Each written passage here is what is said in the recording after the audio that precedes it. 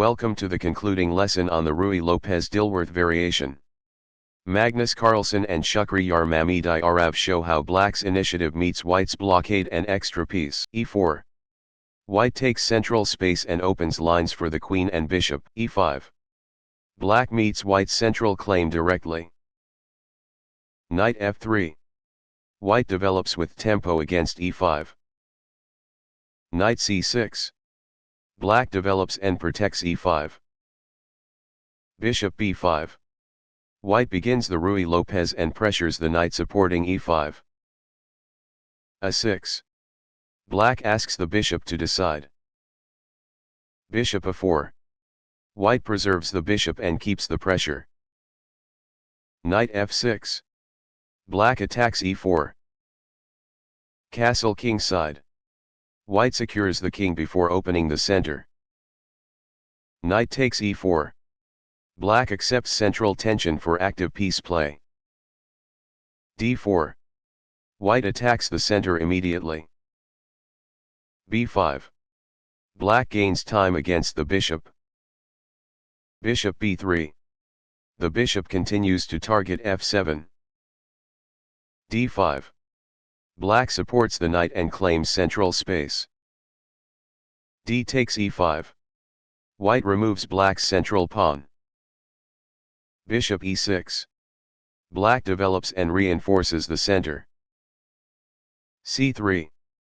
White prepares knight bd2. Bishop c5.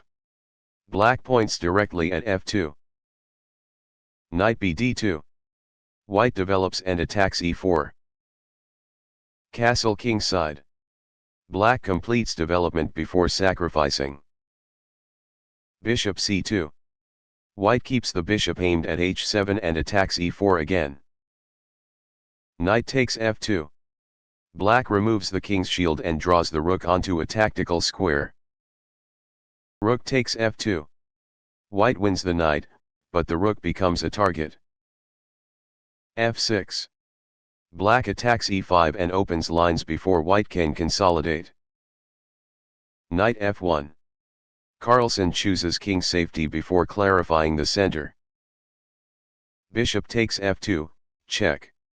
Black must use the tactical target before white moves the rook. King takes f2. The knight on f1 is ready to help the king retreat. F takes e5. Black keeps central space while white plans a blockade. King g1. This is the point of the modern move order, the king reaches safety quickly. Bishop g4. Black chooses the most direct development. Queen d6 and queen d7 are the main flexible alternatives. Knight e3. White breaks the pin and moves toward the central blockade. Bishop e6. Black protects d5 and keeps the bishop active. b3. White prepares bishop a3 or bishop b2. b4 is the space-gaining alternative. King h8. Black improves king safety before activating the heavy pieces. Bishop a3. Carlsen develops by attacking the rook. Rook f4. Mamedyarov keeps the initiative with an aggressive rook lift. Bishop c5. White improves the bishop and restrains the center. d4. This advance is premature because the center can be dismantled. Queen f6 was the accurate way to reinforce the attack first. C takes d4. White immediately challenges the overextended pawn. E takes d4. Black keeps a passed pawn, but the center is now loose rather than secure. Queen d3. Carlsen centralizes, but g3 was more precise, attacking the rook while securing the king. Bishop g8. Black preserves the bishop and keeps pressure on the dark squares.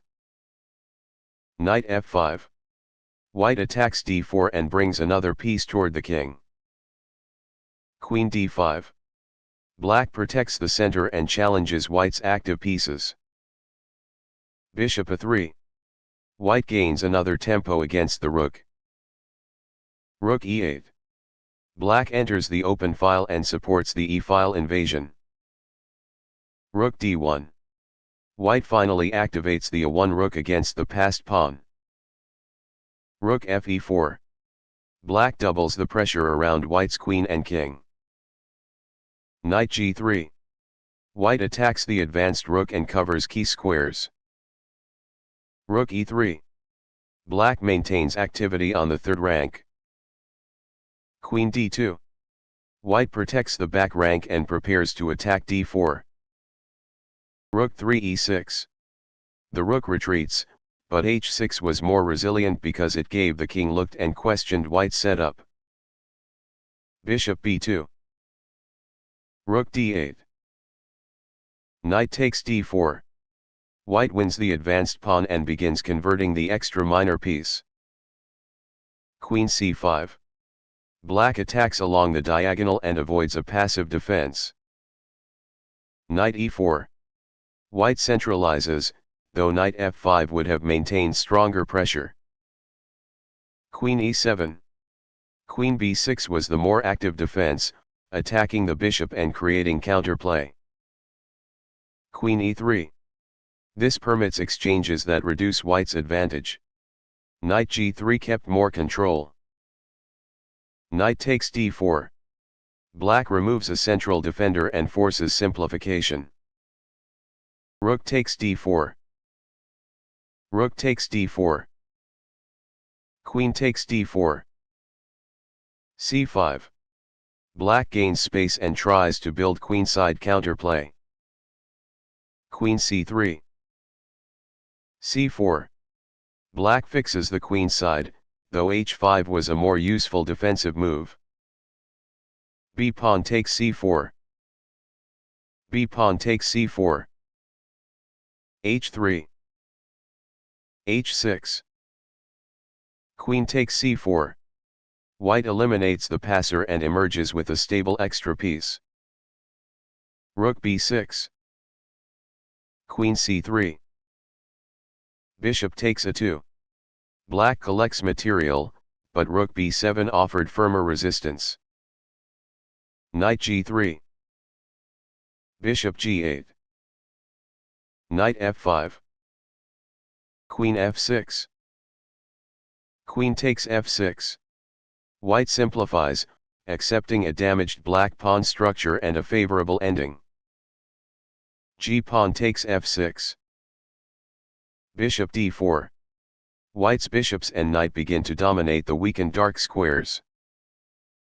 Rook c6. Bishop e4. Rook e6. Bishop d5. Rook e8. Bishop c6. Rook e6. Bishop d7. Rook e1, check. Black seeks activity against the exposed king. King f2. Rook d1. King e2. Bishop b3. Bishop takes f6, check. White removes the key defender and forces the king backward. King h7. Knight d4. King g6. Bishop e5. King f7. Bishop e6, check. Black resigned. White's coordinated minor pieces decide the game. The new Dilworth gives Black dangerous activity, but the compensation must be used quickly. White survives with King g1, Knight e3, and disciplined development. Mamedyarov's premature d4 released the central tension, while Carlsen's pieces gradually took control.